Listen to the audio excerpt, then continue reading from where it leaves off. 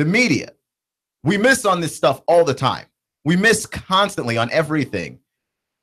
Who's good, who's not good. But we've been correct on the SEC champions 6 years in a row because all you've got to do is pick Alabama. Like, this is very easy. You don't have to struggle. You don't have to fight. Pick Alabama and you'll never be wrong. And that's where we're at. SEC Media Days, here are the votes, the vote getters for our potential SEC East and potential SEC West champions. Georgia is the prohibitive favorite, I think, to win the SEC East, which I've been saying on the show for a while. I just really like Jacob Eason and the direction that team is headed in. And I know the Florida fan is going to be upset with all of us. And it's going to be certainly bulletin board material for Jim McElwain and the Florida Gators that, like, they've won that division 2 years in a row and we never pick them and they always win it. At some point, we're going to have to jump on the bandwagon. But, Georgia's just too trendy a pick. They just are. And the definite odds-on favorite to win the SEC West is Alabama. They are the best and most consistent college football program in the nation and have been for about the last decade, right? Like, Nick Saban is consistently the guy that marches this team forward. Now, I know that SEC media members, a lot of them can be contrarians. People just like to vote for sometimes their own school, like, oh, Alabama's going to win anyway, so I'm going to vote for whoever I'm going to vote for. But if you voted for SEC champion, South Carolina, Vanderbilt, or Arkansas, you should just have your right to vote for this thing again, ever just revoked. Just revoked. Because what you are trying to say here is that in order for South Carolina and Arkansas and Vanderbilt to win, some kind of multi-team bus crash has to happen for any of those teams to have a chance. Specifically Vanderbilt, which I like Vanderbilt. I like everything that Derek Mason's doing. They're not winning an SEC title. Like, even if they could bungle their way all the way to Atlanta, which is impossible, like, they wouldn't beat Alabama. That's insane. It's absolutely insane. But those are the votes that came out. Our top five are Alabama, Auburn, Georgia, LSU, and Florida. And I, again, think that this is the year where if you feel like picking somebody other than Alabama, you've got like a puncher's chance. This is supposed to be a down year for Alabama, which it feels like we say that every single year. That's how good they are. That is a testament to how good this school is. That you could pick them every single year, and more or less that'd be your correct prediction. Right? I don't see any way that Alabama doesn't win the SEC again. The question is, who gives them a run for their money?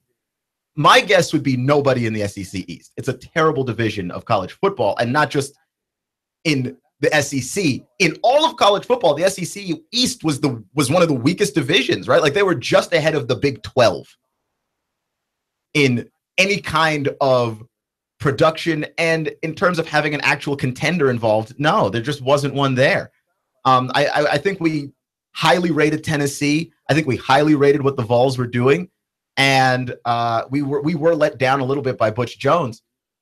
And I don't think that anyone's going to make that mistake in choosing Tennessee again. But it is interesting to note that all the teams that could give Alabama a push, and that we thought last year could give them a push, and that we think this year could give them a push, I think it's interesting to note that all of those teams are in the West, right? LSU could give Alabama a push this year, right? They played a very close football game last year. You've got another season of Ed Orgeron. You've got Darius Geis, who is now the face of SEC football, which I like because he's a cool guy. He's a cool guy and a powerful running back. Absolutely exciting player to watch. I really, really, really enjoy the idea that LSU could give Alabama a push. Auburn, you have to give Auburn a shot. Jarrett Stidham comes in and gives Gus Malzahn and the Auburn Tigers immediate fidelity in the SEC West. They now have a chance to push anybody because they have a quarterback. And it's the one thing that Gus Malzahn hasn't had since like Cam Newton. Okay. And so I think that all of the teams that could give Alabama a push are in the SEC West. Unfortunately, you'd like to see that level of parity spread out, but Alabama's been so good for so long. The SEC media chooses Alabama again and will probably be correct for the 7th year in a row. Also, I miss Mark Richt at SEC Media Days. Clutch with Keon Rose on AM 1240 and 92.7 FM. Mark Richt at SEC Media Days. He's a guy. He's funny. He's got a light sense of humor. Like he's not going to sit here and like make you split your sides laughing like a guy like Brett Bielema probably would. But he is pretty funny. And so it's the beginning of ACC media days. Mark Richt now coaching the Miami Hurricanes in the ACC. And I saw a video of Mark Richt explaining in perfect earnesty, by the way, the perfect way to eat a sandwich. The perfect way to eat a sandwich, which, by the way, I like these arguments and these setups in large part because I have many methods for perfectly useless things. And this method for eating a sandwich, I might adopt it. I might actually adopt it. This is my favorite sandwich-related bit of conversation since the entire sporting world got into the argument of whether or not a hot dog is actually a sandwich, which it is. It's a piece of meat between two buns. Of course it's a sandwich. But we got into that giant fight. And here's Mark Richt just laying down some knowledge that there is a way to eat a sandwich, eat it perfectly, finish a sandwich in 10 bites. You got to cut it in half, though. You've got to cut it in half, which is fine for deli sandwiches. If you want to know what my rules are on this, deli sandwiches can be cut in half. If you cut your burger in half, I have a problem with you. If you go to the restaurant and they cut it in half for you, you're fine. If you go to the restaurant, they give you a whole burger and you cut it in half, that's the least manly thing you can do while eating a sandwich. But Mark Richt has the 10 bite plan. And that's why he's a great college football coach.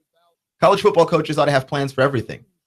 Which leads me to my daily criticism of Butch Jones. Would Butch Jones have a plan for eating a sandwich? Would he? I'm serious. Because I don't know what Butch Jones' plan is even now for Tennessee football. Would Butch Jones have a plan eating a sandwich? Because even Mark Richt would have a plan for eating a sandwich. The man is capable of winning 10 games a season. Butch Jones hasn't cracked that just yet. Clutch with Keon Rose on AM 1240 and 92.7 FM. So I host I think a very brilliant show here on this radio station. I co-host the show, rather, with our news director, Russell Stroud. It's our easygoing show on Thursday nights. It's called Two Millennials Talk. And we got into this conversation a little bit yesterday about race, actually, because Conor McGregor is touring with Floyd Mayweather to sell this gigantic farce of a fight, of which I have told you many times as I'm trying to save you money, because I care about you, because I care that if you pay for this fight, you are in fact a sucker and you will have wasted your money. I'm saying this every day until August 26th when this fight happens so that you can save your money, right? Like I don't want to see a dime wasted from anybody's pockets. Don't buy this fight, but everyone in the world will not listen to me. Everyone's going to buy this fight. And part of it is because Floyd and Conor have done such a great job of promoting this. They are kicking every hornet's nest. They are stirring every pot. And we got into a conversation, Russell and I, yesterday about racism because Conor was saying some things that appeared to have some racial tones, and possibly they do. I will not sit here and tell you exactly how much Conor McGregor knows about American racism, but I will say this, that Conor McGregor's from a different country, and he doesn't have the same notions of American racism that we have, right? Like, it's all shaded by culture, right? What one race gets excluded in another country, and they don't get excluded in this country because we don't have the history of not liking those people, right? And so, like, I don't want to say of Conor McGregor, who is an Irishman, who did not grow up anywhere near the American South, anywhere near the concept of American segregation and any of those things, that Conor McGregor understands the weight of what it is that he is saying. And so Floyd Mayweather was doing some kind of dance, and Conor McGregor told him to dance for me, boy, which people don't like, and obviously not. But was he racist in doing that? And I don't think so. I honestly don't think so, because he doesn't have the same cultural sensibilities that we have, right? And that to me makes perfect sense. Now, was it offensive for him to say that to Floyd? Yes. But Conor was just trying to offend Floyd. Like, not everybody, just Floyd, as he should be. That is his whole purpose in promoting this fight, is to provoke Floyd into anger. And I mean, the whole thing here is to develop some level of bad blood between these two guys so that when fight night comes around, you actually want to buy the pay-per-view because you have some kind of belief that these guys actually hate each other, right? And there's a thing with a fight. People watch fights because, and Max Kellerman says this all the time, fights are not a metaphor for anything, right? Well, like, so much of stuff in sports is a metaphor. You can make a metaphor out of baseball. You can make a metaphor out of soccer. You can make a metaphor out of a LeBron James dunk. You cannot make a metaphor out of boxing. It's a fight. Fighting is literal. That is literally what is happening, right? When you say that Auburn and Alabama, they played a tough game, it was a fight, you mean it was metaphorically a fight. When you say Floyd Mayweather and Marcus Maidana got into a fight, it's a literal fight. And so there is something to be said when you're watching a literal fight. If there is bad blood between the two guys, if the two guys seem to not like each other, that does ratchet up the intensity of the fight. Now you're not just watching two guys who respect each other, you're watching two guys who hate each other. And that makes it more interesting. That makes it so that there is more drama. Someone's going to try harder because there's bad blood on the line. And by the way, we're giving Conor McGregor a lot of flack for what he said that may or may not have been racist on his part. Certainly offensive. I wouldn't say racist. But what about Floyd? Floyd took the Irish flag, the flag of Conor McGregor's country. And the only point, by the way, in that press conference where Conor McGregor got visibly upset, right? Because Conor's is right now the provocateur. He's playing the part of the guy that has all the things to say. And in a lot of ways, he is actually out-provoking Floyd, who has been doing this for years and I would argue is the best in the business at it. Floyd Mayweather getting provoked at every turn by Conor McGregor, but he put on the Irish flag. He draped the Irish flag over himself. And I would say that that's also very offensive. I would say that that is incredibly offensive. If someone took an American flag and mockingly threw it over themselves, I would be offended. I would be a little bit offended. And then depending on where it is that went to next, I think Floyd wisely kept the flag on himself and didn't do anything to it. Because, I mean, he puts that on the ground and he steps on it or any such thing like that. And we might have had a fight there on that stage. We might have had a fight there on that stage. Forget August 26th. Mayweather McGregor yesterday. And they've been making the rounds. And look, people are worried about how offensive Conor's being and how offensive Floyd's being. What is the purpose of what it is that they're doing? It's to draw up interest in this fight. And the most interest that's being drawn up is the bad blood angle, which they're both playing masterfully. And that is the purpose of this fight. They are supposed to offend each other. The entire purpose of this entire thing is for them to offend one another. Now, Yahoo Sports boxing analyst Kevin Iole asked an interesting question, which is whether or not all of this has gone too far, which it certainly has, right? I mean, both of these guys, I wanted to play little segments of what they're saying on the show. That was one of the plans that I had of the show. And I actually cannot do it. I can't do it. There's so much swearing and so much vulgarity in it. I can't play any of it. So there is a level of this where they have gone too far. But it's working. For what they are trying to do, it's absolutely working, and you can't deny that. I personally would like it more because the level of promotion that's happening here, right? And I've talked to DeMarcus All Business Rogers, who is a local Chattanooga boxer, on the show many times about it, that there's two angles to this. There's two sides to fighting combat sports.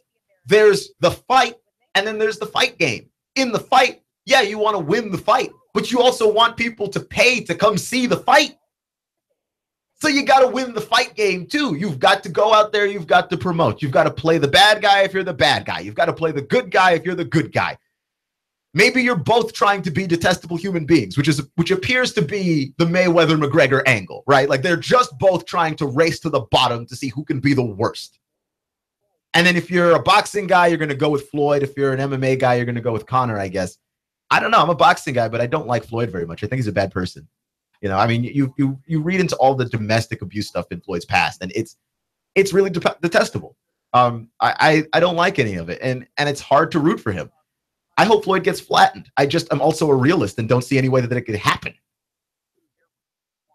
But they've gone too far. They've insulted each other. They've insulted each other's nations and insulted each other racially and I mean, they have gone too far with this to the point where it is reckless. And the reason why I think it's reckless has got nothing to do with either of them. Like, I don't think that Conor McGregor actually hates black people, nor do I think that Floyd Mayweather actually hates Irishmen. But here's what I do think. I do think that a lot of these fans that you're stirring up, this hornet's nest that you're kicking, I think a lot of these people do share those sentiments. I think that it's reckless to try and pander to those feelings of divisiveness at this point in our nation's history when I don't know. I can't think of a time, and I read a lot of history, and so maybe there's a difference between living through it and reading it, and someone can correct me on this if I'm wrong, but I can't think of a time when America's been this divided. Playing on those divisions for the sake of making money in a fight seems reckless to me. That's where I have a problem. That both of these guys, I think that Floyd loves that Conor McGregor is kicking the hornet's nest. I think that Conor loves that Floyd is kicking the hornet's nest, because you know what that means? That means more pay-per-view buys. That means more money for Conor. That means more money for Floyd. As Conor McGregor wisely said yesterday, we're all eating out here. And nobody's struggling for work right now as long as we keep doing this. But you can be reckless to the point where you're stirring something that's going to continue buzzing long after you're done, right? And like the best case scenario actually is Floyd, who we all expect to win because he's like a 700-point favorite. We all expect to win, goes out there and just wins, right? And maybe he wins in a really boring decision fight, and that's it. That's all we've got. We don't need any more. That's the end of it. Because if there's any controversy in this whatsoever, I find that at least on social media and possibly beyond that, things are going to get incredibly out of hand. There's no way that it does not. And these are the things that they're playing on, and I think it's reckless. And it would be reckless of the news media to play on it. It would be reckless of any TV show to try and get laughs from it. And I think it's reckless of both of these guys to try and get pay-per-view buys from it. You're listening to Clutch with Keon Rose on AM 1240 and 92.7 FM.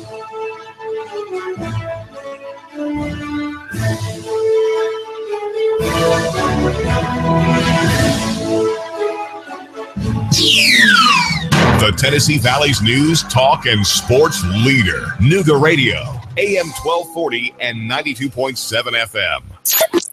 3, 2, 1. Chattanooga Radio, AM 1240 and 92.7 FM's news now. Shots rang out. The man was gunned down on Lightfoot Mill Road on Thursday afternoon. He was critically injured and would have been just another statistic if it weren't for a good Samaritan who rushed him to the hospital in his own car. He's now recovering. The police searching for a black SUV they believe was involved in the shooting. A bank teller thwarted a would-be bank robber with simple two-letter magic word, no. The would-be robber handed over a note to a teller on a SunTrust at Ringgold Road demanding money from the register. The bank teller said no. When the bank robber asked for the note back, she said no. The robber's described as a black female with dyed red hair. The FBI says she's hit several banks around the Atlanta area, too. The saga of the Confederate monument outside the county courthouse may have come to an end. The state NAACP has backed down after discovering the monument is protected by the state. The local NAACP is holding its ground. They want it gone. Russell Stroud, Nooga Radio News, now. In-depth traffic, news, and information. Mornings on Nooga Radio, AM 1240 and 92.7 FM. Any showers will diminish through your nighttime. Some leftover clouds, muggy overnight, lows into the lower 70s. For Saturday, a few more scattered afternoon showers and storms rolling in from the north and west. Highs into the upper 80s. Upper 80s with most of the showers and storms slipping southward Sunday. Come to Larry's world-famous buffet in Trenton for some of the finest home-style cooking around. Larry also offers catering. That's Larry's, open Thursdays through Sundays, just off I-59 in Trenton. And I'm Storm Team 12 Chief Meteorologist Patrick Orr on Nooga Radio AM 1240 and 92.7 FM. Hi, this is Eric Pelton. Taxes, accounting, business advice. I've got a neat brochure, 12 ways to improve your business profits. Come on by for a free consultation and we'll give you a copy. EJ Pelton Company, 332-3339. I have the best steak selection in town. Name of the business is Don's Meat Shop, and I'm Donnie Raines. Just ask for Donnie. I make over 20 different types of sausages. Most of them are great for grilling. We have the best selection, best quality. We have the hard-to-find items. Don's Meat Shop. The Tennessee Valley's news, talk, and sports leader. Nooga Radio, AM 1240 and 92.7 FM. I'm blowing everything up. We're starting over. I'm doing a new show. I want guys who push it to the middle of the table and go over the top. Take a risk, fail miserably. I'm right, and I'm not wrong, and I'll never back down. Conflict works. Allow it. It's The Herd with Colin Cowherd. Right here and everywhere. Noon Eastern. The Tennessee Valley's news, talk, and sports leader. Nooga Radio, AM 1240 and 92.7 FM.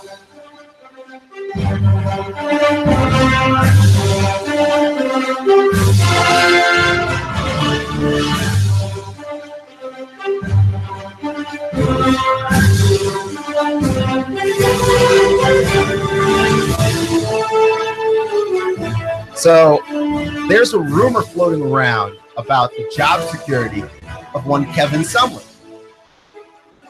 Texas A&M, they really like Cliff Kingsbury, or not Cliff Kingsbury, rather. They really like Dennis Franchione. They've liked him forever, and the moment that they decide that he's available, they might go after it, to the point where if Kevin Sumlin goes out there and wins 10 games, he goes out there and he wins 10 games, he might still not come back. And that is hugely problematic if you're Kevin Sumlin, right? Like this idea that he's got to go out there and perform at a very high level to keep his job already. But even if you do that, even if you go out there and you win, that doesn't mean anything. He could still lose his job. That's crazy. That's absolutely crazy. Also, he will have brought this on himself. But like I said, and I might actually have to upgrade Kevin Sumlin. I'm going to have to upgrade him because I've actually, going through my notes here, because I have a power rankings of the hot seat discussion of SEC coaches. Who has the hottest seat in the SEC, right? Nick Saban has the coldest seat. Nick Saban can't get fired if he tried, right? Like Nick Saban would have to find individual Alabama fans and slap their children in order to be fired. Like something like that would have to happen. And even then, if he won 10 games or 11 games, he doesn't get fired. We would bend over backwards to keep Nick Saban. And if Nick Saban went out there and won no games next year, it's just oh, that's an off year for Saban. We don't know what happened, what happened in his personal life that caused him to go out there and win no games. But you still keep him. You hope he turns it around, right? That Nick Saban's got the safest job in college football. And then you got some coaches that are playing with house money. You've got Ed Orgeron, you got Derek Mason, you got Dan Mullen, you've got Hugh Freeze. Hugh Freeze, who, with all of this stuff that's coming out now with Houston Nutt, I'm gonna have to upgrade him based on the lawsuit against Ole Miss. Might actually have to upgrade Hugh Freeze. Hugh Freeze might not be playing with house money anymore. But at this particular juncture, given that I don't know how it is that Ole Miss is going to react to all of this, Hugh Freeze's job is more or less safe for whatever reason. Maybe he's just blackmailing somebody. Then you've got the upon further review people, where it's just we know you might be good and you've been pretty decent for our teams, but we need to see a little bit more from you. Kirby Smart's one of those guys. Kirby Smart, good first year. We just need to see more from Kirby. Butch Jones has been reasonably successful at Tennessee, but he hasn't achieved, I think, at the level that Tennessee fans would like to see. And certainly the expectations that he set for himself, he has not even reached those. And so we just need to see more from Butch Jones, right? Butch Jones goes out there and despite all odds goes out there and he wins the SEC East next year, his job is safe. And Barry Odom, who had a lot to deal with at Missouri. There was like racial strife going on the campus, and the former coach Gary Pinkel retires, and there's just a ton of stuff, right, that he had to deal with. We just need to see if Barry Odom can, be reasonably successful in a normal year, because last year certainly was not. And then you've got the guys that just need to do it again and prove it.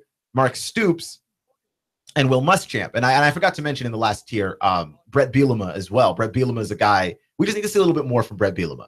That he's been decently successful at Arkansas, right? And certainly better than John L. Smith. He doesn't freak out at press conferences and demand that the press corps smile. So there's that. He's been reasonably successful. But we just need to see a little bit more from him as well, because Arkansas, I think, is too good to not have achieved more. But the only coach in the house is on fire tier, in my tiered system of least likely to fire to most likely to fire, of which Kevin Sumlin is the most likely, he is in this house is on fire tier, because it's basically been laid out before him that if he does not win 10 games, he ain't coming back. Kevin Sumlin does not have a job if he does not win 10 games. Furthermore, now we have some idea that even if Kevin Sumlin did win 10 games, he might not come back. And I don't even have a tier for that one. Except I might make one. It's over. Even if he wins 10, even if he is successful, Texas A&M might just write that off as, he peaked, and just go ahead and fire him anyway. But there's no way that he does that, right? Because his quarterback is Kellen Mond, and no disrespect to Kellen Mond, but Kellen Mond is like a normal guy. He's an average quarterback. He's certainly not the class of the SEC. We have so many good quarterbacks out there right now. Whether you're looking at a guy like Jalen Hurts or Austin Allen or Shea Patterson or Nick Fitzgerald. I mean, like, the list goes on. Jarrett Stidham, Malik Zaire. I mean, the list continues. You could Jake Bentley, Jacob Eason. The Kellen Mond is behind all of those guys if you had to rank all of them. I just don't see any way that Texas A&M competes this year, and that's unfortunate, because I actually don't think Kevin Sumlin is a terrible coach, but certainly an underachieving one. And they can't pay you to underachieve in the SEC when everybody's trying to chase the ghost of Nick Saban.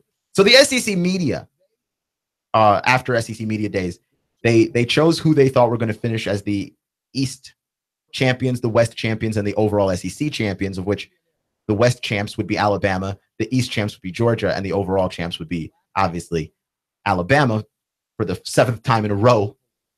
Them. So that happened yesterday. But another thing happened yesterday, which is that the SEC media announced their pick for all preseason SEC teams, and their picks were their first team picks are highlighted by Jalen Hurts and Darius Geis and Nick Chubb, that's a great backfield if you can get it. Calvin Ridley at Alabama is a great wide receiver. Christian Kirk, great wide receiver, Texas A&M. Isaac Nauta from Georgia, and then Braden Smith, Martez Ivey, Jonah Williams, Ross Piershaber, and Frank Ragnow are the offensive linemen, which, I mean, that's a great offense. That's a pretty great offense. Here's my thing with this, right? That I'm looking for Austin Allen, right? And I know that we like Jalen Hurts, and Jalen Hurts is going to be at Alabama, so he's going to win a ton of games. So they're going to give him first team, right? And then I went down to the second team, and I see a good second team. I see Nick Fitzgerald.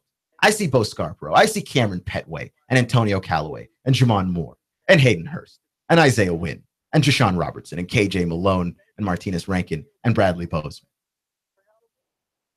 But where's Austin Allen? So I go down to the third team, and that's where I see Austin Allen. And I have a problem with this. I have a problem with this because the best quarterback in the SEC is Austin Allen. And if the best quarterback in the SEC is Austin Allen, then when you rank all SEC first team, then it's got to be Austin Allen, right? And how are we deciding that Jalen Hurts is the first team quarterback? Are we just going off of victories? Is that what it is? Because Jalen Hurts is not the best quarterback in the SEC, and he won't be this year. And he's going to grow by leaps and bounds. This is not a knock on Jalen Hurts by any stretch of the imagination. I like him a lot. He was my favorite quarterback to watch for the first half of last season. But if you asked me who my favorite quarterback was for the entirety of last season, it would be Austin Allen, because he performed at a very high level every week. And he's asked to do a lot. He is asked to be a gunslinger in a conference that does not really produce gunslingers. Right? We run the ball in the SEC. This is not a conference that produces a lot of guys that can really throw the ball all over the yard. And the last time we really had a guy who could throw the ball all over the yard was Johnny Football. And even then, the idea was his feet allowed him to make plays. Austin Allen is doing this from the pocket. He is stepping back. He is keeping his eyes downfield, and he is just throwing darts everywhere. And at some point, Austin Allen needs to get the respect that, no, Arkansas is not going to win as many games as Alabama, but Arkansas is also not designed like Alabama, nor are they as well coached as Alabama, even though I do like Brett Bielema. They are a more potent offense, I believe, than Alabama's offense, and Austin Allen is the reason why. Right? I don't think Austin Allen has the best wide receivers in football. He has got very good wide receivers. I don't think he has the best backfield in the SEC, right? Because when you look at all the guys that made all the SEC teams, I don't see anybody from Arkansas here, right? Darius Guice, Nick Chubb, Bo Scarborough, Cameron Petway, Ralph Webb, and Sony Michel. And I think that all of those guys are in their correct spots. And Austin Allen's still going to go out there and have a great year this year, because they need him to if they're going to win at Arkansas. So how is Austin Allen not the best quarterback, right? Jalen Hurts struggled throwing the ball down the stretch at the end of last season. Now, if you're saying he's going to make the necessary improvements to be a more consistent and better quarterback, well, yeah, you can definitely do that. You can definitely make that argument, because he will be better, but will he be better than Austin Allen? Will he even be better than Nick Fitzgerald? I don't think that Jalen Hurts is going to be better than either of those guys this season. I think he is on a better team and is going to win more games.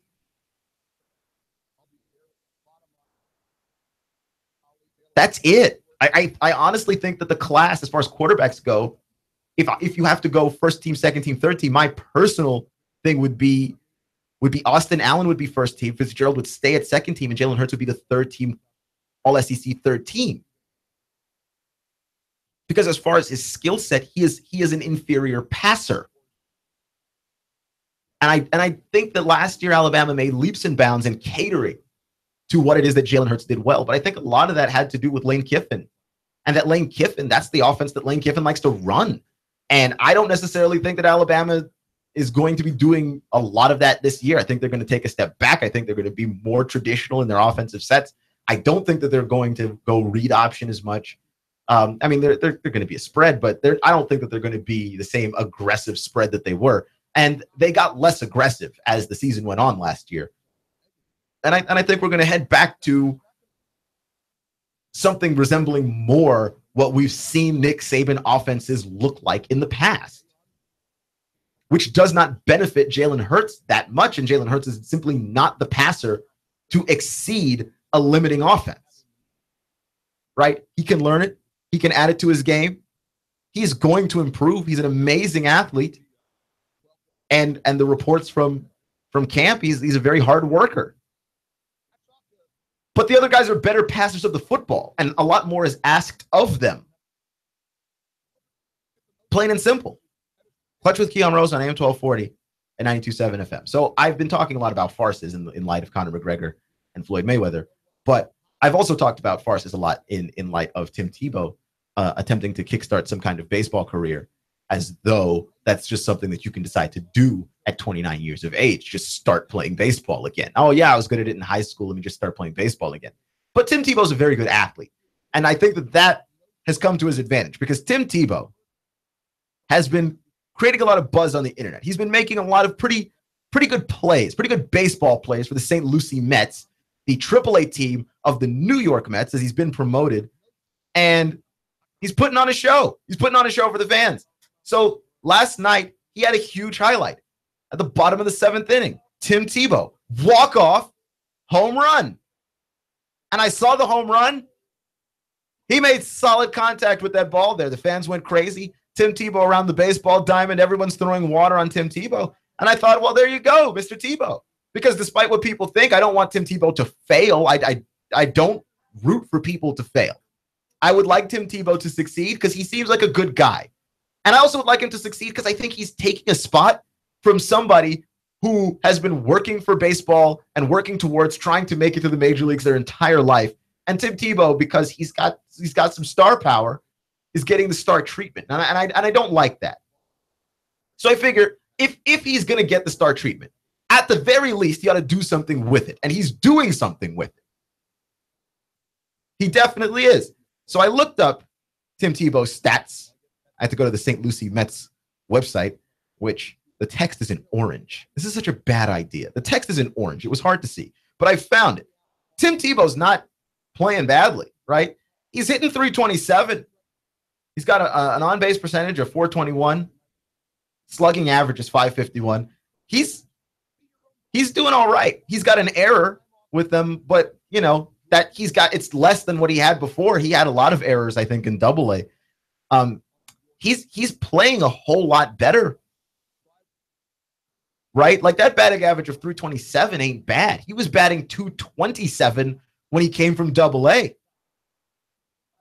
I mean, he was dreadful. And I thought, well, if you're not good in Double-A, there's a regression coming your way. But actually, I think he's starting to adjust to the speed of the game. And say what it is that you want about Tim Tebow. But you can put Tim Tebow above Michael Jordan in terms of the baseball experiment for guys that don't play baseball anymore, right? Like Tim Tebow made the leap to baseball, and a lot of people compared him to Michael Jordan because Michael Jordan's jump to baseball was not successful in any particular kind of way. And Tim Tebow has already had more hits and more home runs than Michael Jordan, despite playing a much shorter amount of time in the minor leagues than Jordan. And by the way, Jordan was working hard. Jordan is the most incredible athlete most of us have ever seen, right? Like if I had to rank the greatest athletes I've ever seen, I would have to go LeBron number 1 and Jordan number 2, just like the athletic ability seeming to be just insane and off the charts. Jordan is one of the greatest athletes you've ever seen. Jordan put his mind, heart, and soul into baseball and couldn't make a dent. So I would say that the more natural baseball ability is Tebow's, most certainly. And Tebow's already passed Jordan as far as that goes. So this is not the failed experiment that was. Can Tim Tebow keep this up? Right? People are looking for the fall off to happen. But I don't know if a guy is moved up and he starts to hit better and he starts to play better. And he ran down a fly ball out in left field. I think earlier in the week that was not a diving catch, but it was a leaping catch that made some highlights. I didn't think it was that impressive, but like at the same time, it did take a lot of athletic ability. It did, right? He's playing well. So I was very critical of him at first. I thought I'd give Tim Tebow some credit. He's playing well. He's hitting 327. That ain't bad. It's not great, but it ain't bad. It ain't bad. Clutch with Keon Rose on AM 1240 and 92.7 FM. So I bumped into a story that I don't even know if it's possible to hire a better defense lawyer. Like hire somebody to defend you better. Because there was a track athlete. He failed his drug test, right? Gil Roberts, an American track athlete. And he tested positive for a banned substance in March. And there weren't very many details in the case released publicly, but the USADA has released a full report. And yeah, Roberts has been cleared of any wrongdoing, but he was cleared of wrongdoing because he had a very good reason for failing his drug test, for testing positive for this banned substance. And that's because he said him and his girlfriend, Alex Salazar, she had been given medicine to treat a sinus infection while she was visiting India, and she continued taking the medicine, which contained the masking agent probenecid, and she returned to the U.S. And his reason for failing this drug test was the masking agent in the medicine ended up in his system. And the fact that they kissed, let me quote this properly, frequently and passionately. Frequent and passionate kissing is the reason that Gil Roberts says he failed his drug test. That's the reason why he tested positive. And to be clear, Gil Roberts was cleared of any wrongdoing whatsoever. And I'm trying to imagine a scenario how that happens. Like, what, are you down her throat? Like, how do you end up kissing someone so intensely that the medicine that they took ends up in your system in a high enough quantity that you failed a drug test? Because I can't imagine that for the rest of us, this works out. And I've worked at a couple of jobs where I've needed to take a drug test. I've never failed a drug test. But I can't imagine living in a world where, I'm kissing my girlfriend so passionately that she's taken something and I fail a drug test. But I don't understand. And maybe I'm just not working hard enough. That could be it. Like, maybe I'm just not going in hard enough. But like, what do you do? How does that happen? Like, how is that biologically possible? Because it's not just that he had it in his system at all. It's that you have to have it in your system at a level where you fail a drug test, right? Where they're sure, according to the measure of the drug test, it wasn't an accident.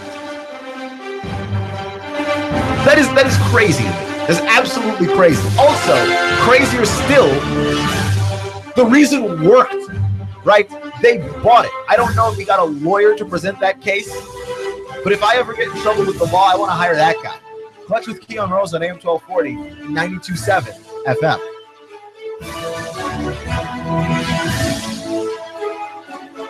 Hi, this is Eric Pelton. Taxes, accounting, business advice. I've got a neat brochure, 12 ways to improve your business profits. Come on by for a free consultation and we'll give you a copy. EJ Pelton Company, 332-3339. The Homeschool Expo is just ahead. It's the biggest education event of the year. It's going to be Saturday, July 21st and 22nd. There's going to be dozens of workshops. There's going to be 70 exhibitors. There's going to be math, writing, software, books, colleges, history, free personal advice. You name it, we've got it. Go to cstea.org to learn more. That's csthea.org.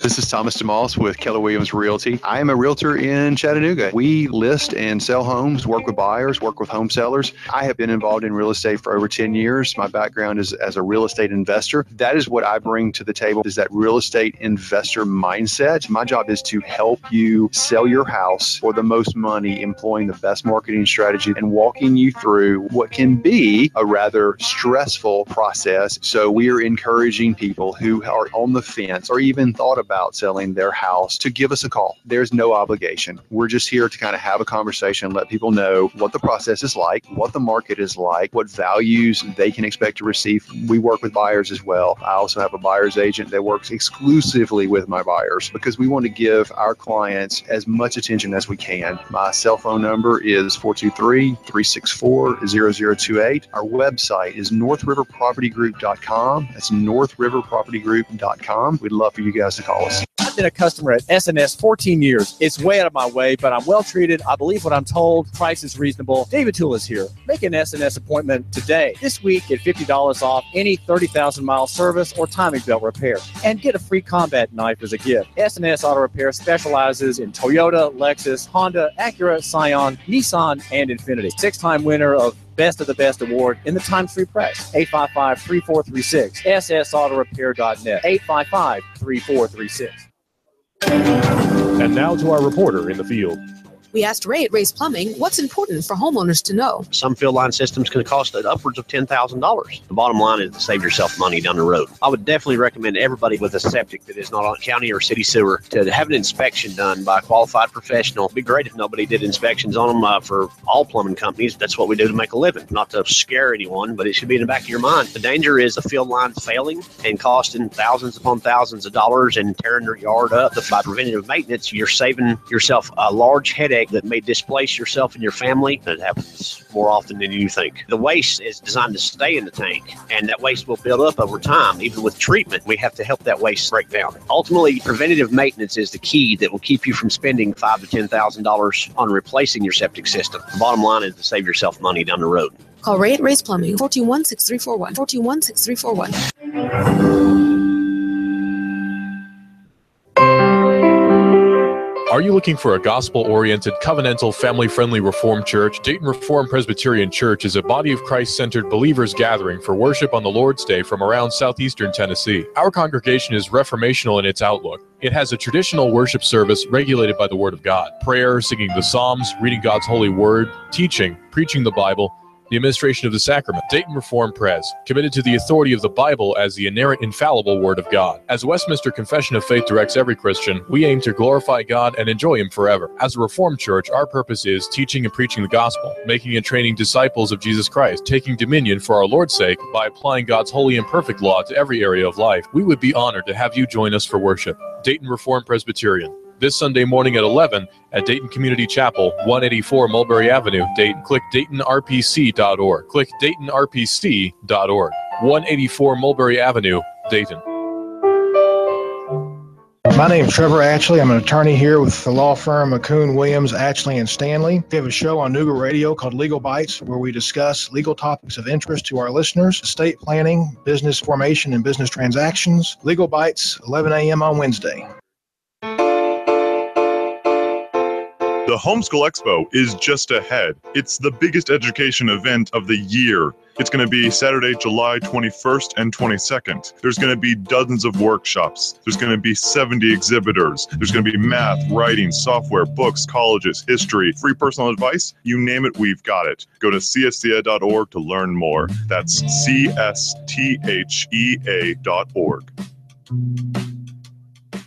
Does your business have enough clients? Are you confused about how to stand out in today's saturated social media market? Do you feel lost trying to navigate the maze of marketing channels which are necessary in today's marketplace? Are you fed up with spending your time and money on employees who don't perform and marketing strategies that don't produce? Then you need Cindy's Choice. Cindy will solve your marketing problems with their innovative shared marketing management concept that will allow your business to have the benefits of a full-time employee that is actually out building relationships in the community on behalf of your brand. Cindy's low monthly rate includes advertising, employee management, public relations, and creative marketing strategies that produce. Cindy can bring this all to you at a rate lower than most advertising campaigns and for much less than the cost of hiring a marketing employee. Cindy's Choice is your trusted source, and Cindy will manage it all for you. Hi, I'm Cindy. I focus on the prospects so you can focus on the projects. Call me at 423-661-4445. That's 423-661-4445. So you can become Cindy's Choice. Nooga Radio, AM 1240 and 92.7 FM knows your opinion is important. So call 800-8949. Agree or disagree? Call 423-800-8949. 800-8949. Nooga Radio, AM 1240, 92.7 FM, and 95.3 HD4. News, talk, sports. Nooga Radio. The Tennessee Valley's news, talk, and sports leader. Nooga Radio, AM 1240 and 92.7 FM.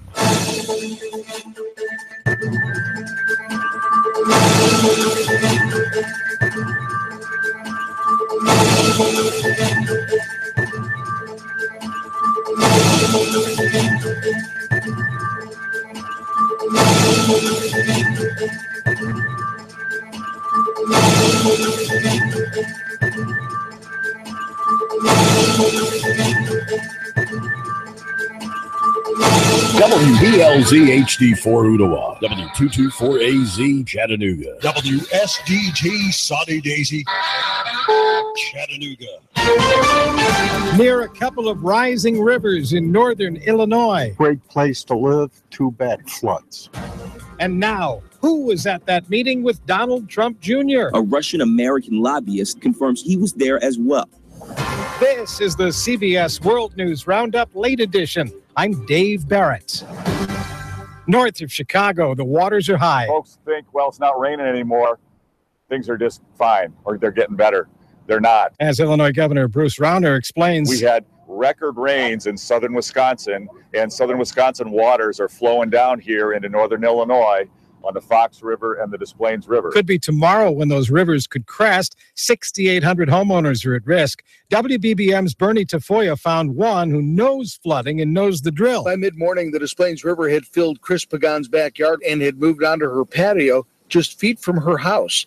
She was through this before 4 years ago, but did not have as many sandbags as she does now. Doing more precautions than we did the last time. We're just hoping that we keep our power and so the sump pump can keep going. Daryl Granberry moved into the neighborhood just about a year ago after having lived for years in Los Angeles. I've dealt with earthquakes and stuff like that, and it's just part of rolling on the river.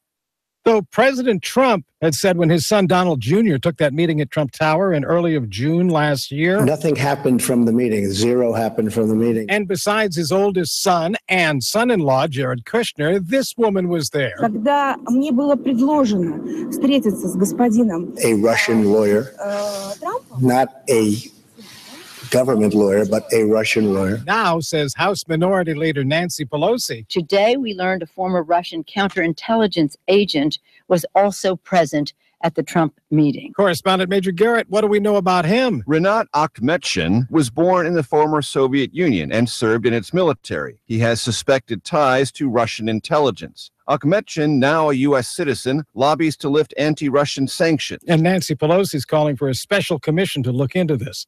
Attorney General Jeff Sessions wants to take the next step to have the Trump travel ban take full effect. CBS's Bill Rakoff. Saying that U.S. District Judge Derek Watson has micromanaged the executive branch, Sessions says the next step will be to appeal to the Supreme Court.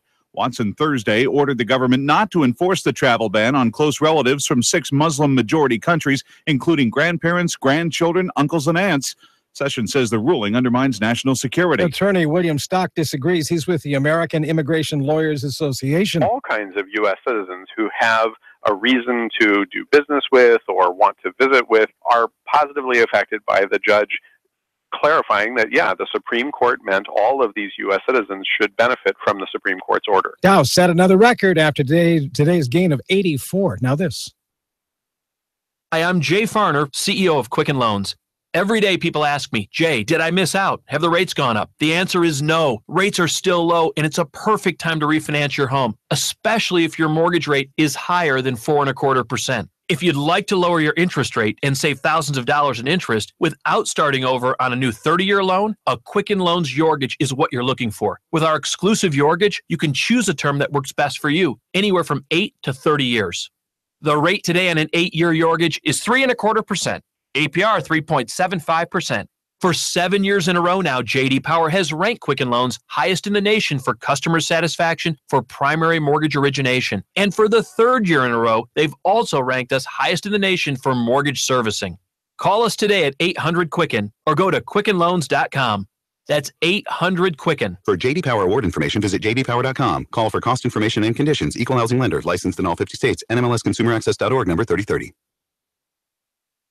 After bodies of 4 missing men were found at a farm north of Philadelphia, 2 men are under arrest. CBS's DeMarco Morgan. 20-year-old Cosmo DiNardo has been charged with the murder of all 4, and investigators now say he had an accomplice, Sean Hannity, who is charged with 3 counts of homicide. DiNardo has confessed to police. He reportedly told them he committed the murders after he felt cheated when selling the victims marijuana.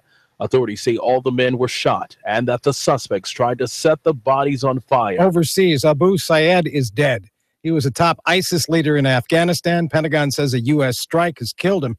Some perspective from national security correspondent David Martin. We had a chance to ask Defense Secretary Mattis what he felt the significance of this latest strike was, and he said, when you kill a leader, it sets them back for a day, a week, or a month. You're listening to the CBS World News Roundup. 3, 2, 1. Chattanooga Radio, AM 1240 and 92.7 FM's news. Now. Shots rang out and a man was gunned down on Lightfoot Mill Road on Thursday afternoon. He was critically injured and would have been just another statistic if it weren't for a good Samaritan who rushed him to the hospital in his own car. He's now recovering. The police searching for a black SUV they believe was involved in the shooting. A bank teller thwarted a would-be bank robber with simple two-letter magic word, no. The would-be robber handed over a note to a teller on a SunTrust at Ringgold Road demanding money from the register. The bank teller said no. When the bank robber asked for the note back, she said no. The robber is described as a black female with dyed red hair. The FBI says she's hit several banks around the Atlanta area, too. The saga of the Confederate monument outside the county courthouse may have come to an end. The state NAACP has backed down after discovering the monument is protected by the state. The local NAACP is holding its ground. They want it gone. Russell Stroud, Nooga Radio News, now. In-depth traffic, news, and information. Mornings on Nooga Radio, AM 1240 and 92.7 FM. Any showers will diminish through your nighttime. Some leftover clouds, muggy overnight, lows into the lower 70s. For Saturday, a few more scattered afternoon showers and storms rolling in from the north and west, highs into the upper 80s. Upper 80s with most of the showers and storms slipping southward Sunday. Come to Larry's world-famous buffet in Trenton for some of the finest home-style cooking around. Larry also offers catering. That's Larry's, open Thursdays through Sundays, just off I-59 in Trenton. And I'm Storm Team 12 Chief Meteorologist Patrick Orr. On Nooga Radio, AM 1240 and 92.7 FM. He stole out so much cash, such a huge mountain of cash, that he's become a national star. Rick Davis. You know the story. Cash, cash, cash, and more cash. People can't believe it. They want to see it. And now Rick Davis has a new TV show. National TV, USA and Canada. He's got the gold and silver, diamonds and rings. You get dizzy just thinking about it. Rick's selling. Rick's buying. Cash, cash, cash, and more cash. And now a mountain of cash catching the Hollywood spotlight. You know where it is, Brainerd Road. Rick Davis, Gold and Diamonds. Cash, cash, cash, and national TV cash. That's really big. Everyone wants to see it. Money flying out the door. Rick Davis is America's jeweler. It's better than Hollywood. It's right here. Cash, cash, cash, and more cash. Rick Davis, Gold and Diamonds. Brainerd Road. You love me. You really love me. Nooga Radio, AM 1240 and 92.7 FM knows your opinion is important. So call 800-8949. Agree or disagree. Call 423-800-8949. 800-8949. Nooga Radio, AM 1240, 92.7 FM, and 95.3 HD4. News, talk, sports. Nooga Radio.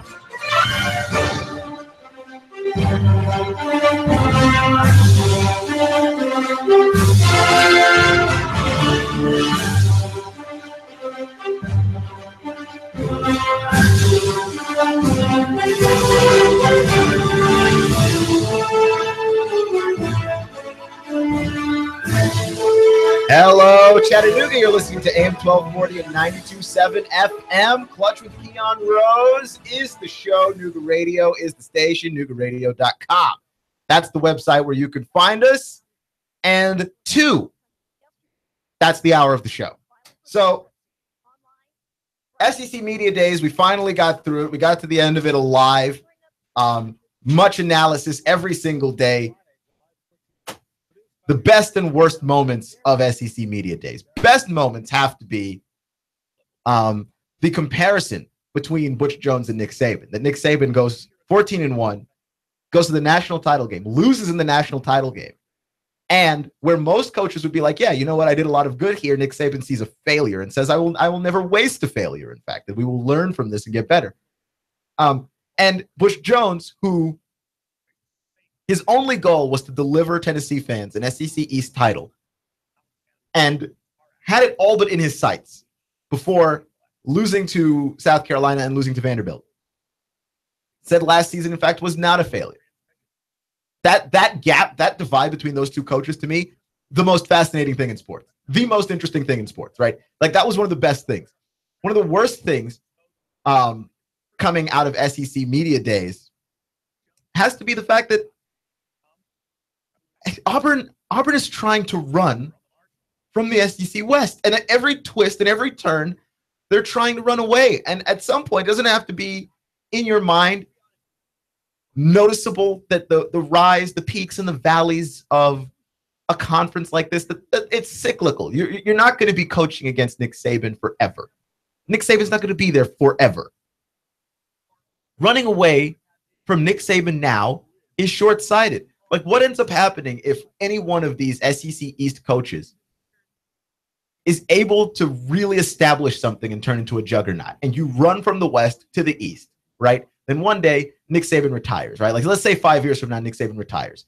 Meanwhile, ex-SEC East school gets established and gets going.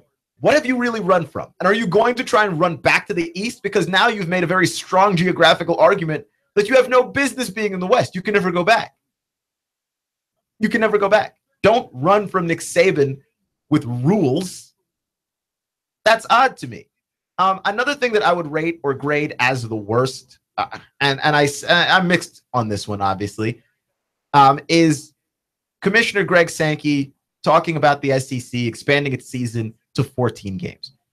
Like, first off, you get more football, right? And so I think that feels good, but I would rate this as the worst. I would rate it at the worst because you're getting more football, but football, we're learning that football is a very dangerous game. We have college players, right? Young players playing this game, and they presumably, many of them anyway, would like to wind up playing in the NFL. And I just think that, like, the less football that you have a person play, the better. And I would never say, let's reduce the amount of games that are already there, but let's not extend this. Let's not add more games. And furthermore, just because you get more football doesn't mean that you get more quality. And the fact that you will have to play a longer season, albeit slightly longer, means that's one more injury that you can have. That's one more painful moment that you're going to have to go through if you are an SEC school. And the SEC is already tough to play in. The SEC and the Big Ten are the two physically most demanding conferences in college sports.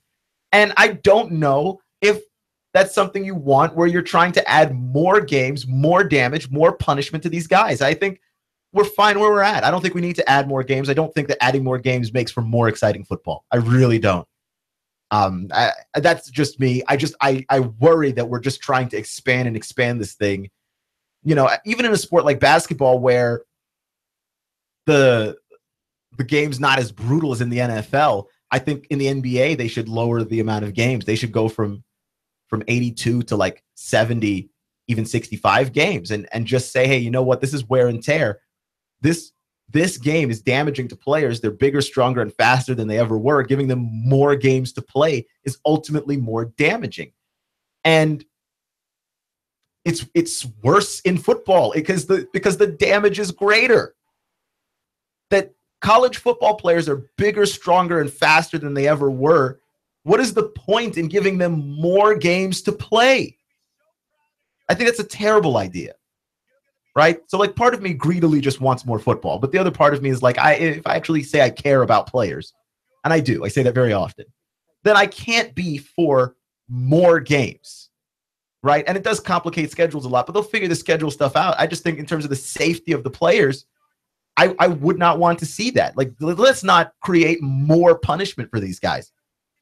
A positive, at least for me, a positive, not a positive if you're an Ole Miss fan, I suppose, and certainly not a positive if you're Hugh Freeze. But for me personally, a positive is the bombshell that Houston Nutt dropped on Ole Miss. Houston Nutt is the former head coach of the Ole Miss college football program, and they blamed him for the NCAA violations that came their way. The NCAA was investigating Ole Miss for a number of infractions, and they blamed Houston Nutt, the former coach, for just about everything. They just shoveled it all on him and said, hey, no, he's the guy that did it.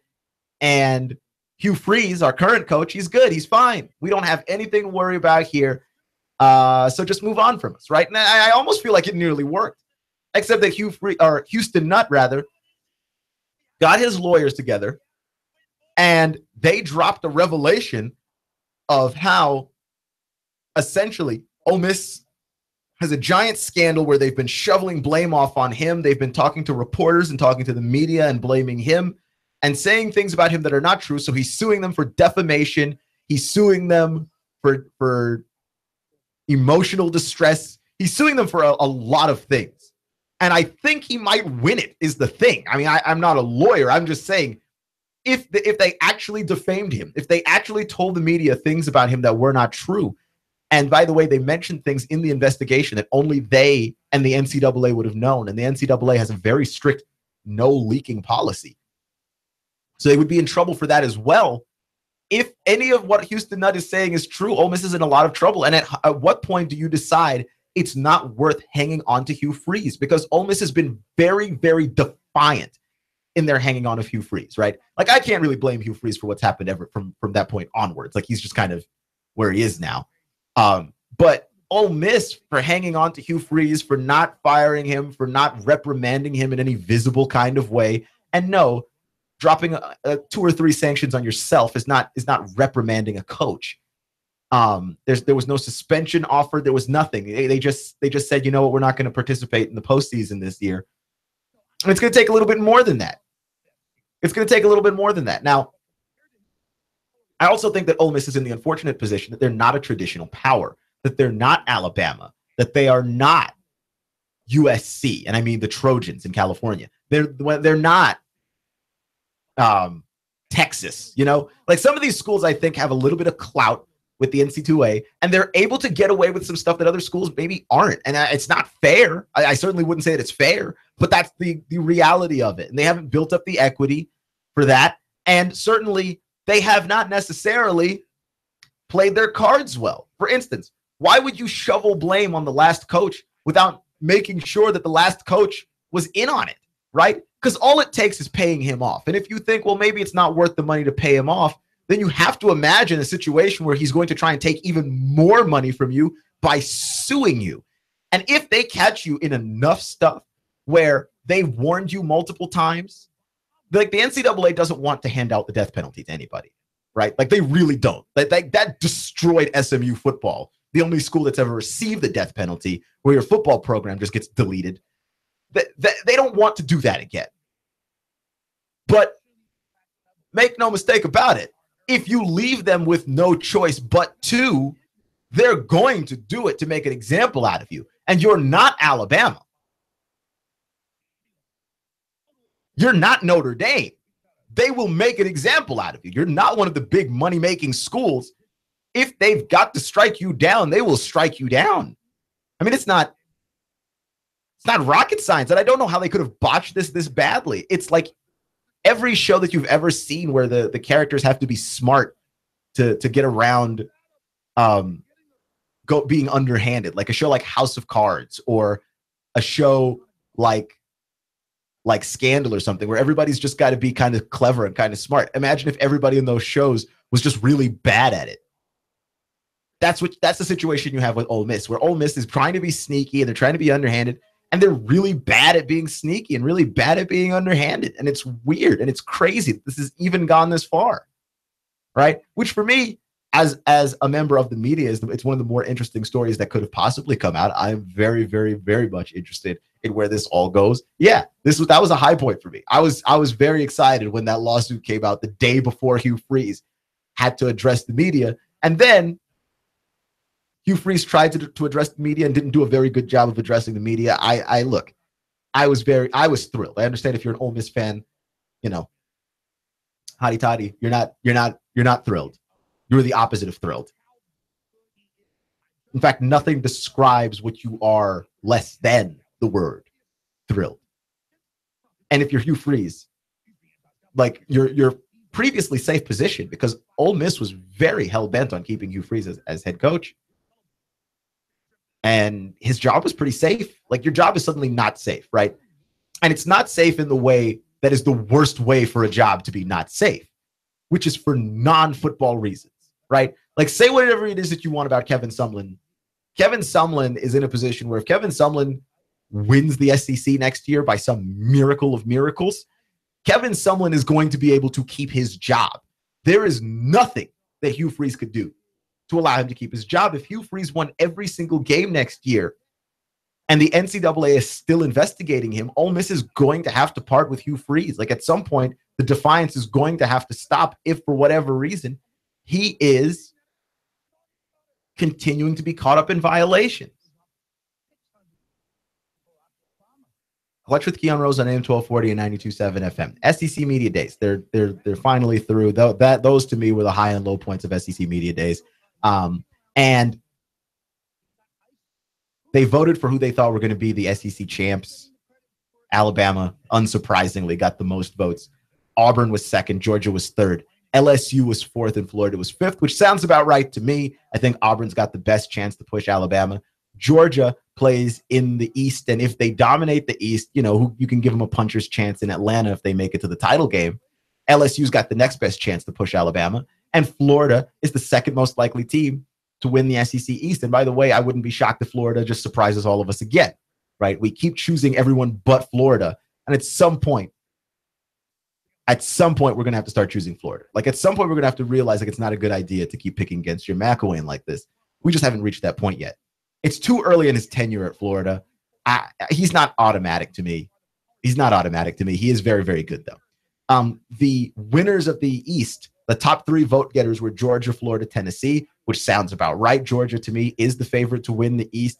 They have the better offense, the best offense in the East, and a very solid defense as well. Florida is always in the mix. And Tennessee, just by virtue of them having the third highest level of talent in the East, which isn't saying a ton because the East is lacking in talent compared to the West. If you go out West, the vote getters to win the SEC West are Alabama, Auburn, and LSU, which is exactly what we suspect, right? Alabama's the best team. Auburn finally has the quarterback, and LSU is very good except for Danny Etling. Right? Like that more or less sums all of that up. And I honestly think that the people who went out there and decided that, you know what, I'm just going to have fun with this vote. I'm going to vote for whoever I want. If you voted to win the SEC, Vanderbilt, Arkansas, or South Carolina, you should never be allowed to vote again. Each of those teams received 1 point. I don't know from whom. But they should make that public. They should make who you voted for public so that we can decide that you should never vote again. And in fact, maybe even just take away your press credentialing. Because what you are describing, like, either what you're saying is that there's going to be a tragic multi-team bus accident, or that you legitimately believe that Vanderbilt, South Carolina, and Arkansas are capable of winning the SEC. Now, Arkansas's got Austin Allen, who is the truth. And you know who I like a lot. But they've underachieved. They've had Austin Allen for 4 years, and they haven't managed to do as much as you believe that they ought to have done with him. So for me, choosing Arkansas is ridiculous, right? But even more ridiculous is Vanderbilt and South Carolina. South Carolina is a few seasons away, and let's be honest with ourselves, maybe Vanderbilt builds itself into something that surprises us year in and year out, but I have to see it first. Like, I really would truly, honestly have to see it first. I think there's a ceiling that you reach if you are Vanderbilt in the SEC East. Florida, Georgia, and Tennessee are light years ahead of you, and there is no reason to believe somehow that Vanderbilt is the team that can get it done. There just isn't. And that is, I've got all the love in the world for Derek Mason and what he's been able to do, but let's be honest here. Vanderbilt loses Ralph Webb, and I want to know what their offense looks like after that, right? It might have one of the better quarterbacks in the SEC East as well, and Kyle Shermer, but just, what does that mean? What does that mean? Your offensive line is not as good as everybody else's. Your defense is your best feature and your best quality, but even then you have to slow down opponents to a crawl in order to have a chance to win a lot of these games.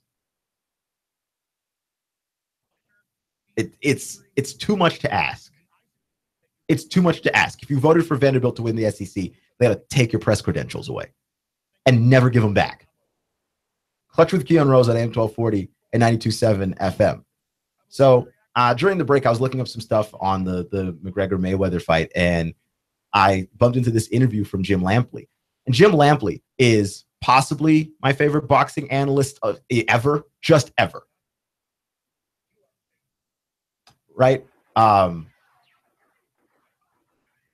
And he has a theory. He believes that the McGregor-Mayweather fight, August 26th, which is a bad time to have a fight, right? Like the end of summer right before Labor Day is not a great time to have a fight. What you really want to do is put the fight where people can potentially spend the most money, and people save up their money to go on Labor Day trips, right? Like they're just trying to figure out, how are we going to blow it out for the end of the summer?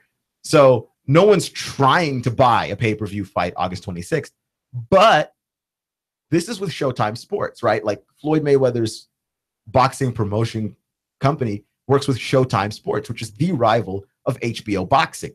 And that this fight was put specifically where it was to take away the amount of money that the HBO fight can make. And the HBO fight is Canelo Alvarez and Gennady Golovkin, which is a big-time fight between two big-time guys, two heavy hitters, two talented boxers. That fight's going to be a war, right? Golovkin and Alvarez, that's going to be a war. And that's one reason why I planned on spending absolutely zero money on McGregor and Mayweather, because coming up September 16th, the month after, is Golovkin and Alvarez. And I want to see Canelo and Gennady more than I want to see Floyd and Conor. And the reason why they put that fight August 26th was to take away from the amount of viewers that would watch that fight. And Floyd doesn't really have anything to lose there. But, you know, Showtime would love to cause HBO to lose some money. Dana White, his big combat sport rival, is boxing. So he would gain something from having the biggest boxing fight this year lose money. And Floyd, apart from the fact that he never works through HBO, gain something from it as well. Right? Like Floyd has a little bit to gain from taking away from the Golovkin and Alvarez fight also. And I think it's a pretty decent conspiracy theory. Like I can't really disprove it, because everybody involved has something to gain from HBO not getting as big a viewership as it could possibly get. Now, Lampley is an HBO guy, so I suppose that is something to note there. But again, that to me makes a lot of sense, because I don't know that this is enough money for Floyd. Like Floyd has made more money than this before, right? Floyd's made more money than this. So like, why is this such a big deal for Floyd to do it? Well, he gets to make money and damage any rival boxing promotions in the process, right? And because I think it is funny that Conor McGregor came out and spoke out against Oscar De La Hoya's boxing promotion company, Golden Boy Productions. He spoke out against them, and Conor doesn't have anything to gain from damaging Golden Boy Productions and HBO. Like nothing, but the fact that he's able to be a mouthpiece for that. I mean, I think Lampley's theory holds some water, is all I'm saying, right? That this fight seems set up more not for the fans, not to give those people what they want, but in fact to take away from HBO and to damage HBO a little bit, because HBO's got the best boxing fight of the year, which they do. Golovkin and Alvarez is going to be great. And by the way, we got another fight coming up too that's going to be awesome, that I know like absolutely nobody's really paying any attention to, but there's a Vasyl Lomachenko fight that's also coming up. So I think that this whole boxing thing is going to be great. The idea, though, that Floyd Mayweather and Conor McGregor are fighting in any kind of relevant match, that's the part that's a little bit insulting. That's the part. Much with Keon Rose on AM 1240 and 92.7 FM.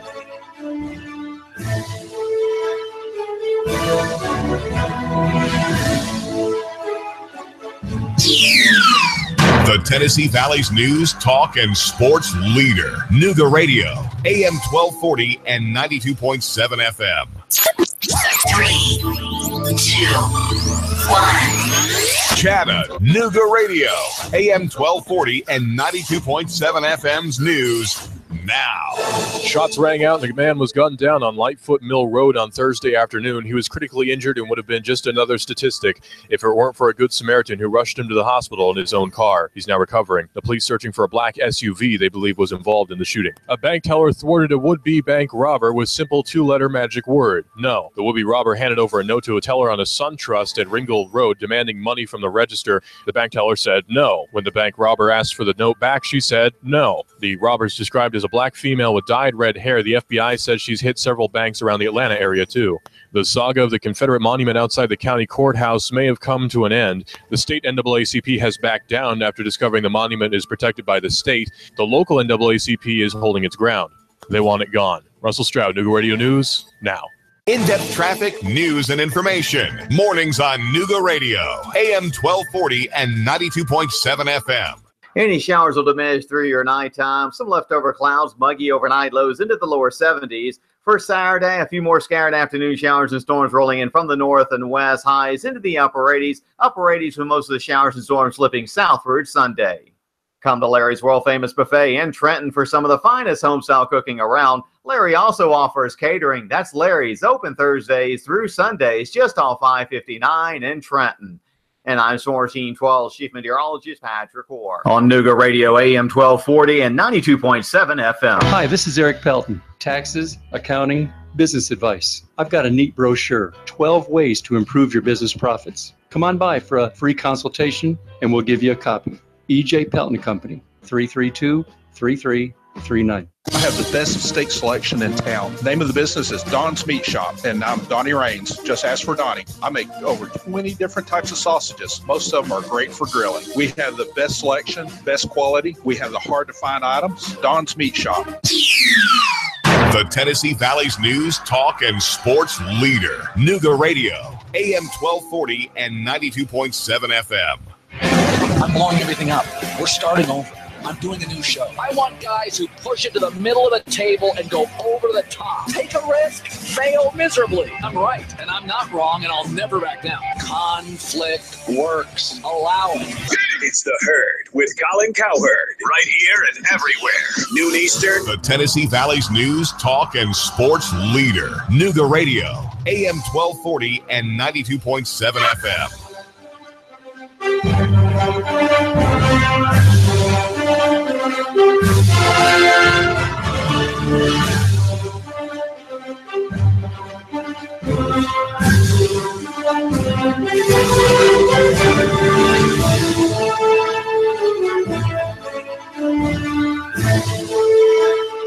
Got some NFL news, some Dallas Cowboy related news, which always makes me sad. I hate talking about the Cowboys because I hate the Cowboys, but also they're a really popular team and they're actually good now. So, you know, you've got to wade in the water a little bit.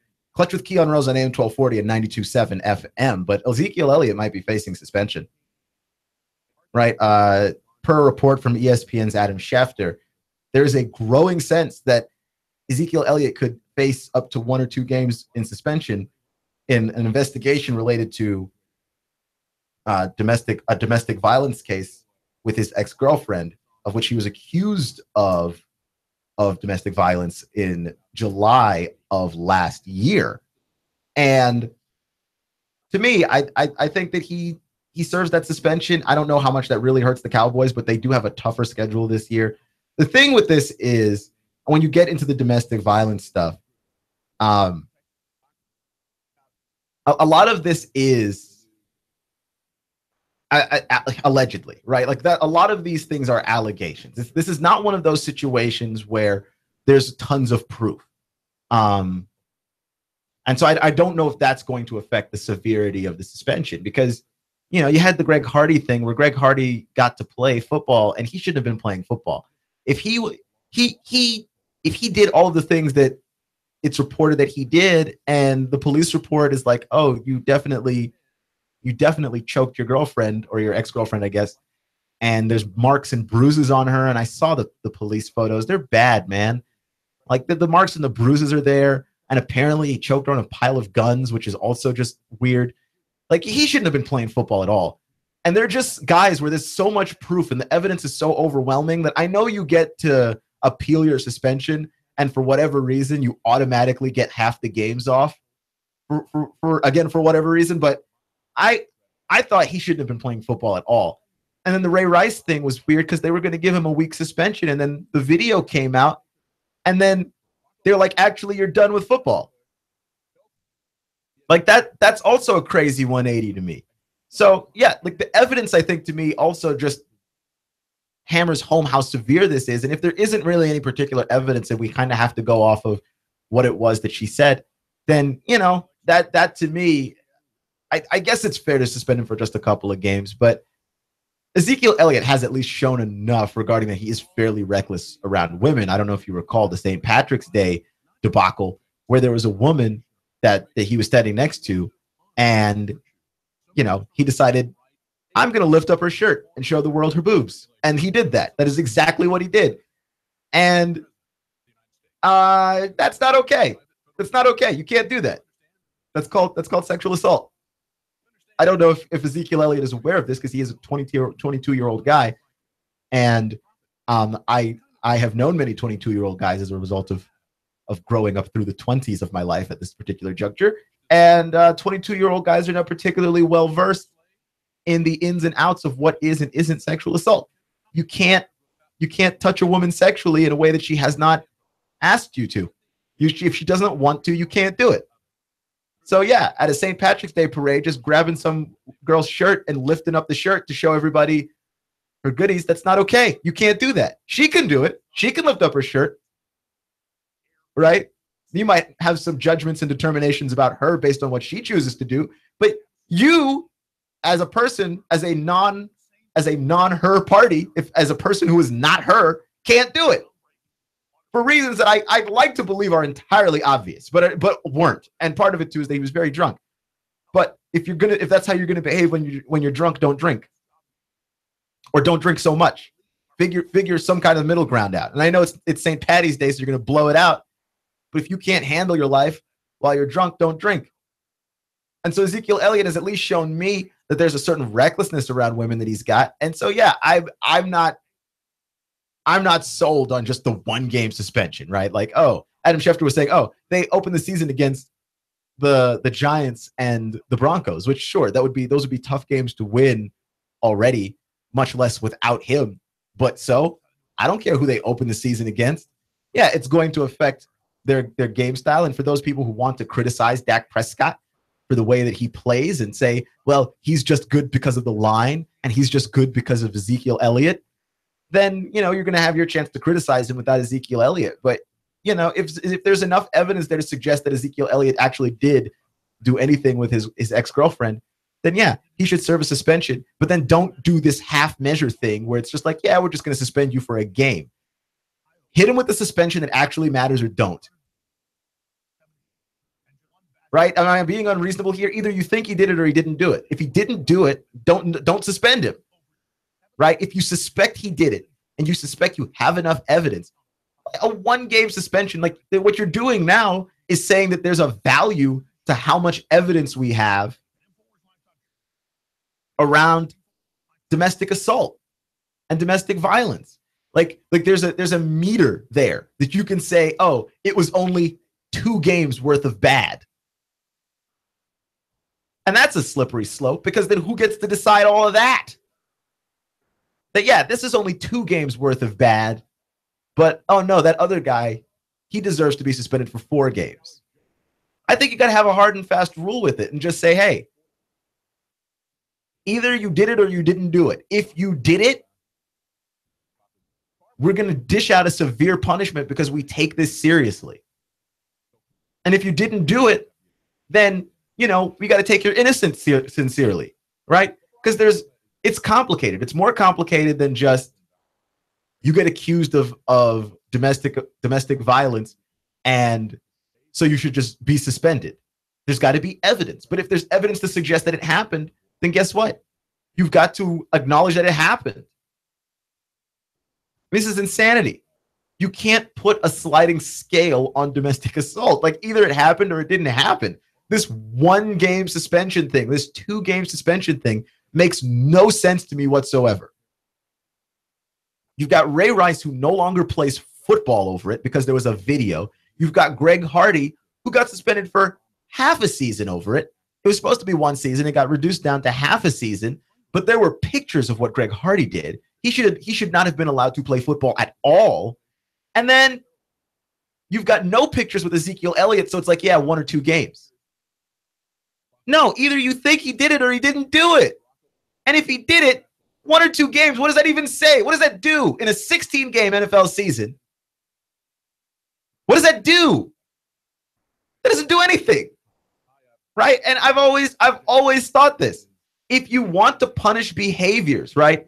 Because, I mean, I don't know that the league should necessarily be dishing out morality anyway. But, you know, I'm fine with it since that's the rules that they've chosen to play by, and they're fairly consistent in dishing it out to everybody. But if that's going to be a guideline that you have as an employer, then be consistent with it all the way through. Right? Like Breaking Bad is one of my favorite shows. And there's a quote in that show that is absolutely great. The character Mike in that show says, they never take a half measure when a full measure will do. The NFL deals in half measures, especially when it deals with this moral stuff, because I don't think that they really want to wind up suspending the biggest stars in their game. But the only thing that works as a form of deterrent is playing time and money. That is, if you want guys to stop certain behaviors, you take away their playing time and or you take away their money. And a 1-game suspension will, if it's an unpaid suspension, will take away the playing time and the money, but not enough to make any particular kind of impact. And certainly not enough that says to Ezekiel Elliott, hey, don't ever do this again. Don't you ever do this again, right? The next time you are dating somebody, don't you ever do this again. The next time you were on a St. Patrick's Day parade float, don't you ever do that again. Like, you really just have to go, that's the kind of behavior that we are trying to curb in this world, right? And Ezekiel Elliott already seems like he's kind of a wild guy. This is a man that showed up to NFL draft day with half a suit because he wanted the earth to see his abs. They're very prominent. I'll give him that. They are there. But this is a wild guy already, is my point. Clutch with Keon Rose on AM 1240 and 92.7 FM. So Kevin Sumlin's in a house fire all by himself, right? His seat's not on fire. His house is on fire. And the reason why his house is on fire is because Texas A&M may move on from him regardless of what he does. He doesn't win enough games. He's going to get fired for not winning enough games. But word on the street is Dennis Francione, the Aggies wanted to get him to be their next head coach before. And if he shows up again, the Aggies might go after him again. And it doesn't matter if Kevin Sumlin wins 10 or 11 games. He might still be gone. The Aggies also are very interested in Chip Kelly, who is at this moment working on a 1-year contract at ESPN as a college football analyst. And I can't imagine that Chip Kelly stays as a college football analyst. But let's put it this way. In my opinion, if Chip Kelly stays as a college football analyst, he's never leaving. Because we saw what happened with John Gruden. John Gruden became an analyst on Monday Night Football. And he's never left. And every year people throw his name into the coaching ring. And every year he has to pull his name out of the ring and say, no, I'm not coaching again. I mean, why would John Gruden ever coach? He's already a Super Bowl champion. He's very well liked. He has a tremendous legacy. He's got one of the most comfortable jobs in sports. They're never going to fire him at ESPN. They pay him millions to sit on his butt and watch football and say nice things about everybody because John Gruden criticizes absolutely nobody. Like that to me is a great life. You're a Super Bowl champion. You get to stick around the game that you love while dealing with none of the stress of the last job that you had involving the game that you love. Why would you ever leave? If Chip Kelly leaves, it's because Chip Kelly wants to prove himself and wants a chance at winning a national title, right? Which he's never done at Oregon. He would want to win a national title, I imagine. And Chip Kelly would be a tremendous college football coach. If you got Chip Kelly, the talent that he needed and wanted, and played in a style or system that was appropriate for it, which I don't think the NFL suited him very much. The NFL is not worried about high tempo. If you can't score with a high tempo, nobody cares about what you're doing. And I think that that's where he suffered a lot, was that he brought in a lot of guys to help him play at a high tempo like he did in college, but he wasn't scoring at the same level because it's harder to score at the NFL. So they were playing at a high tempo. Everybody's tired, and you have the most 3 and outs in the league. Like, nobody's scared about your tempo if you simply are not scoring points. I think people would be scared of Chip Kelly's tempo in college because he would score. And I think he would score a lot. I think his system's very proficient in college. So yeah, Chip Kelly making a comeback. I think if Texas A&M really, really wanted him, they would be able to go after him and get him at the end of next season after, he spent his time being an analyst, waiting it out. You get to talk to some teams and then maybe move on. But I'm telling you this right now. If he stays for 1 year at ESPN and is an analyst and likes it a lot and comes back again, because everybody's going to give him the world to try and get him to come out of retirement. Like if they get him to come back again, he's going to be, I think he'll be with Texas A&M. But I think that if he doesn't come back, if he chooses to stay an analyst, he's never leaving the booth. It's a comfortable job. It's low stress. You get to still be around football. And if you love the game, why would you ever leave? Right? Like ESPN's not threatening to fire, I notice, a lot of their big name, former athlete, former coach analysts. A lot of the people that got fired at ESPN were reporters, were writers, right? The people without the clout. Is Chip Kelly safe? He's safe. That's a safe job. If Chip Kelly likes it safe, then he's never leaving. But it doesn't matter what Kevin Sumlin does. He's gone. That's the scuttlebutt around the SEC. Clutch with Keon Rose at AM 1240 at 92.7 FM. Why so little respect for Austin Allen?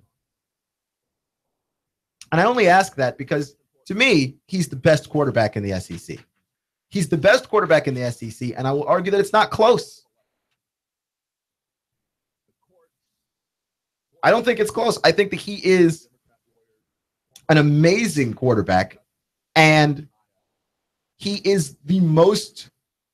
he's the closest thing we have to a gunslinger in SEC football. He's not afraid to throw the ball all over the place. And I saw last year in the Alabama game with him, he's one of the quarterbacks capable of defeating Alabama. And the only way you can have a quarterback that's capable of defeating Alabama is the guy's got to throw for like 4 touchdowns. He's got to throw for like 400 yards and then try and keep the interceptions low. Now, Austin Allen threw 3 picks in that game. So, that's really detrimental. That doesn't help you.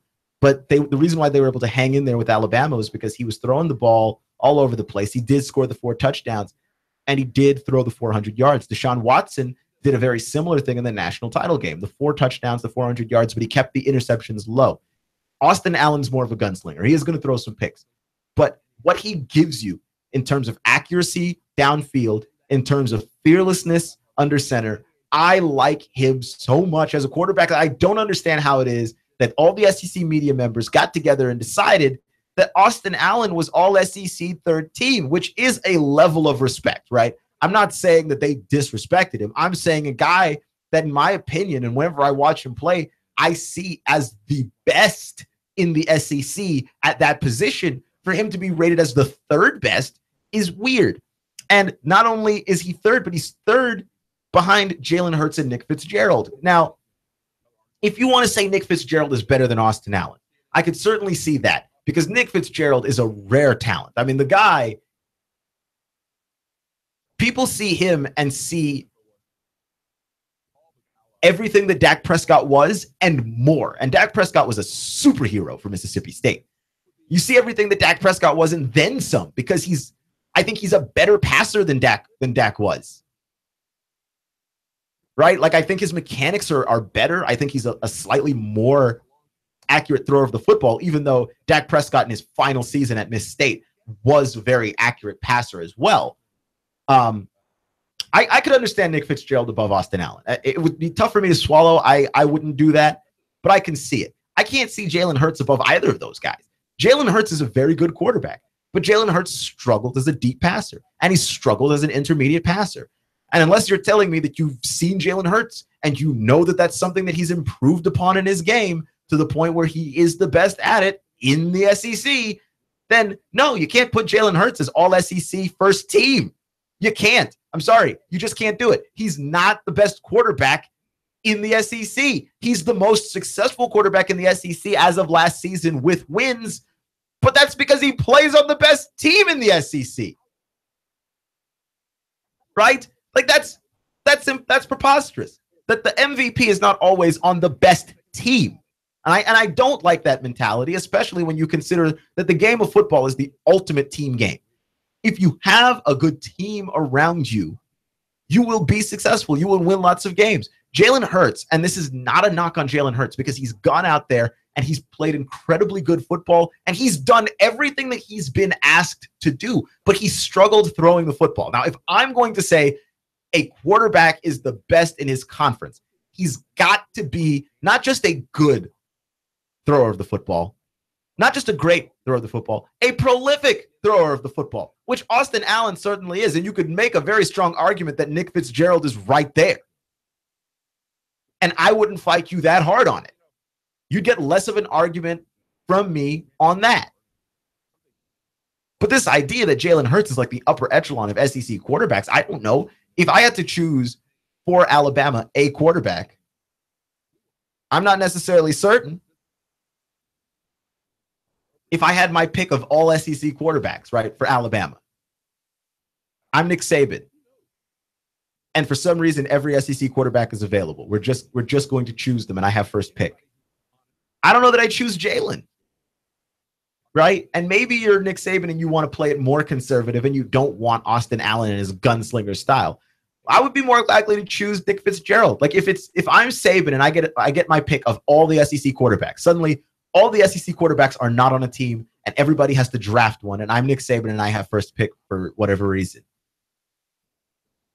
I'm more likely to take between Allen and Fitzgerald before I take Hurts. Right? I would take Hurts before a lot of people in the SEC, though. I think all SEC third team is a fair place to put him. I would take him before Stidham because Stidham doesn't have the body of work. You know, I would take him before Kyle Shermer because I think he's better than Kyle Shermer. I would take him before Jacob Eason because I like what he gives you with his legs more so than I like the accuracy of Jacob Eason. I think Eason overthrows people a lot. Like Jalen Hurts deserves to be in the conversation of the top three. I don't think he's the best quarterback in the SEC.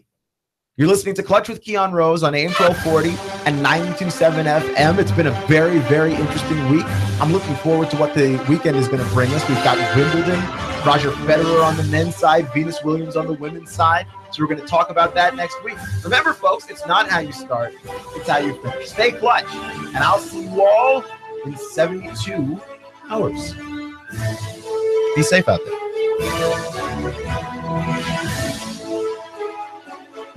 Hi, this is Eric Pelton. Taxes, accounting, business.